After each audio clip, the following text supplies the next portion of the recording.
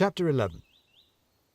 When they embarked on the project of kidnapping a human child, the biggest problem for the animals of Hexwood was where to put it. Well, that's not quite true. The biggest problem was the idea of kidnapping a child, but that was more of a moral problem than a logistical one. The actual kidnapping was pretty straightforward. Badgers are relatively large animals, and as well as being large, Brock was composed mostly of muscle, apart from his beer belly. Reynard had concocted the plan, and Urchin had overseen its fulfillment. The getting of the child had not been particularly hard, but now they had to put it somewhere. The trouble, as Reynard himself had pointed out, was that Hexwood was built for small animals. The mice, voles, and rats did not have large houses.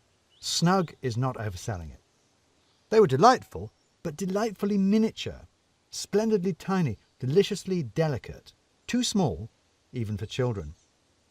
Even Sturt Manor wasn't that large. The animals all called it the big house. But these things are relative.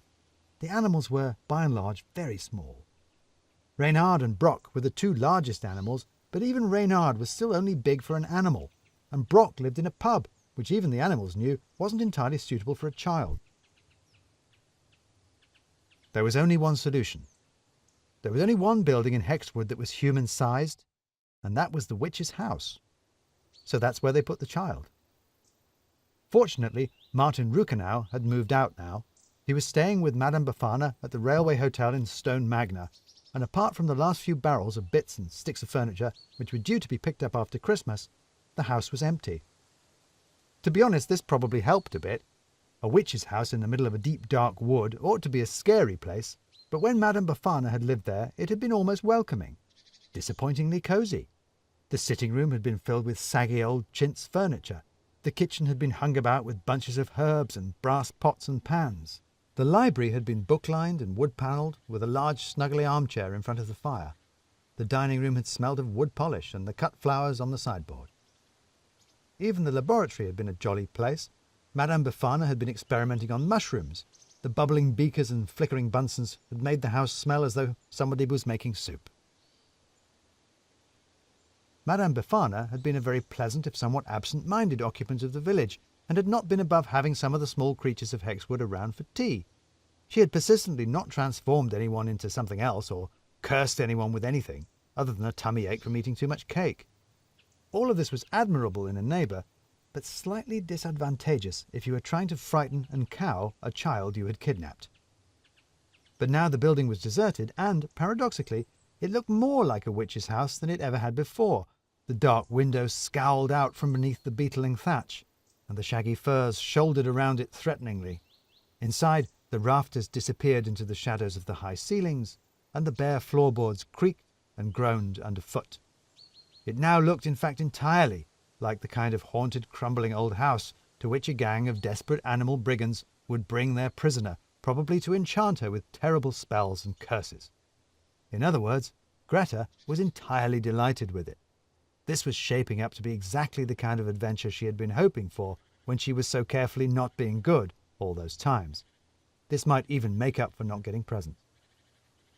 The living room had a big iron fire basket with a wide brass hood and inglenooks on either side, blackened by centuries of smoke.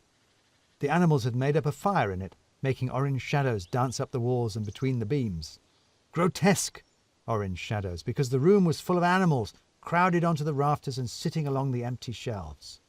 A broken-down old sofa had been dragged in front of the fire, and it was onto this sofa that they dumped Greta and stepped back.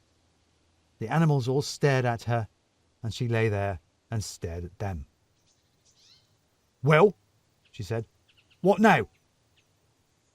I'm afraid you are our prisoner," said Urchin, who was standing on a footstool so he could be eye to eye with her.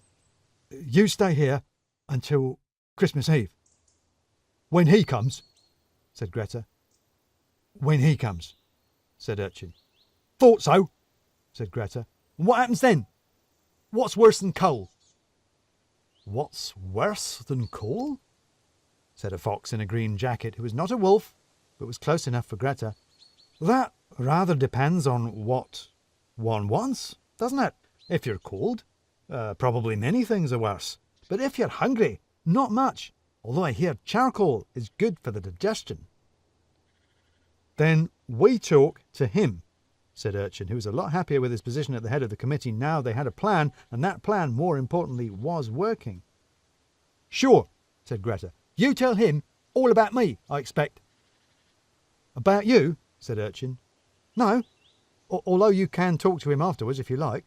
We only needed a child to get him here. Wait, said Greta. Are you saying you didn't kidnap me on the orders of Father Christmas? Actually, the other way round, said Reynard. We kidnapped you to make him come here.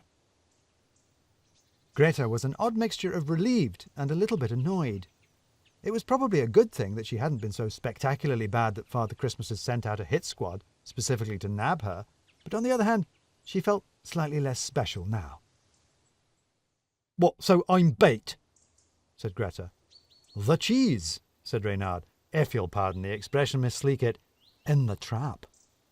I have more of the sweet tooth myself, said a mouse in a very nice hat. Christmas Eve is still days away, said Greta. And I'm afraid you'll have to stay here until then, said Urchin. What, so you'll be keeping me prisoner? Said Greta. Under guard? Rotating watch of weasels and ferrets has been arranged, said Urchin. But keeping me prisoner won't be enough, said Greta. You need my help. If you're going to get Father Christmas to visit you, you need to do it right.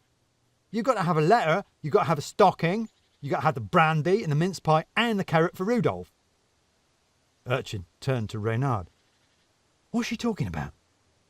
The stocking we know about, but the letter, said Reynard. Do you know anything about a letter, Mrs. Mouldiwop? I know plenty about letters, young man, said a mole in a blue dress and half-moon spectacles. But a letter for Father Christmas? No. I know all about brandy, said Brock.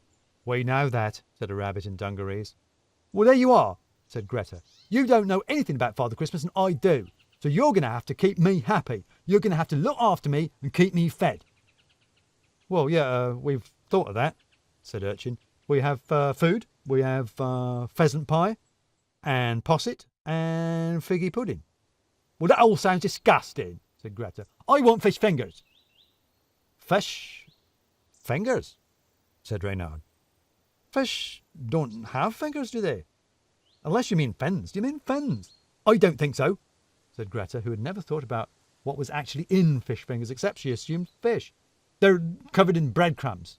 Ah, no, that's butter knives you're thinking of. Fish are covered in scales. Both are shiny, though.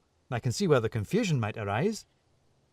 I want fish fingers, not butter knives, said Greta, and I want to eat them in front of the television.